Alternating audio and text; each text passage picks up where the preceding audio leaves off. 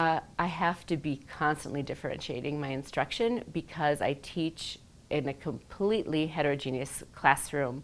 In the D-track classroom of English 10 that I have students who have, at one level, I have a student this last year who is a special ed student who has only been speaking English for 2 years. So she not only does she have learning disabilities, she has, English language learning both. So she has all kinds of letters after her name. Like there's, like you get this IEP and you're like, oh, like all of these accommodations to make. So she is sitting in this class with, she wants to succeed and do so well, sitting with a student who's going to be a 4th generation Harvard student someday, right?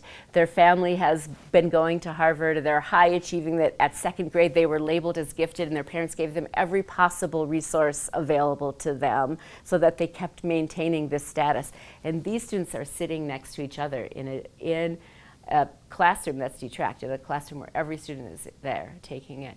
And so I have to make sure that both of those students are having their needs met. And so differentiated instruction is a constant, it's constant in my room. I do use a series of strategies that I've learned that are from the Culturally Responsive Teaching Strategy Bank. And those are all naturally differentiated, that a student can complete those strategies at whatever level they're at. And they seem so simple, but they engage everybody and they can do them at their own level. For example, an A to Z taxonomy is great for fluency, and gifted students use it, and it was used in gifted education. 10 years ago I saw that where you just like give students a concept or topic and fill out in an A to Z list any ideas you can come up with.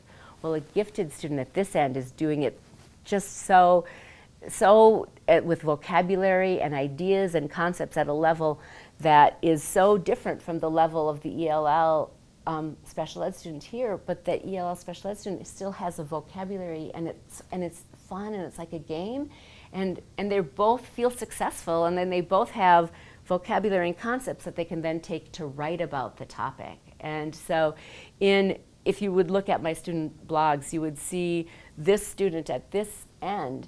So she's done the same assignment, and she does not know that it's different, because it's not like you're doing the yellow team and you're now doing the green assignment and you're the pink assignment. Instead, everyone has the same assignment. But her blog post will be maybe 3 sentences, and the vocabulary will be where she is. And this student, her blog post will be 3 paragraphs. It will be, and the vocabulary will be great, and the ideas will be well developed, and she'll have time to revise and organize and put in topic sentences where the student was not even at a paragraph yet.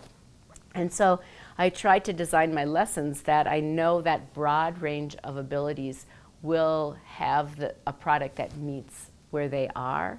And so that it takes a lot of work with differentiated instruction to design lessons like that.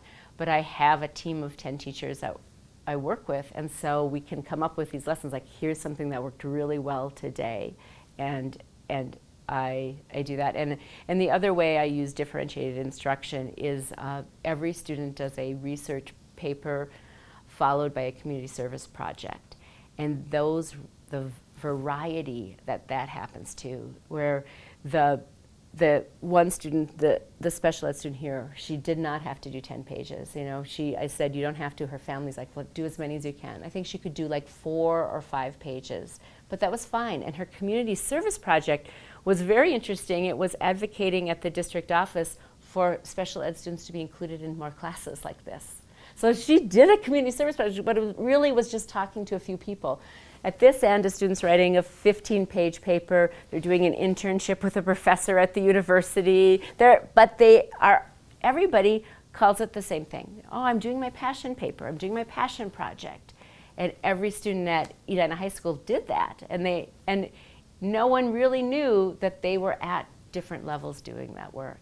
So it's hiding it so that the stigma is not there for these students, but it's letting the students at the top sing at their ability. And that's what the differentiation instruction has to be, versus dividing students into bluebirds and blackbirds and cardinals, and they know they're that.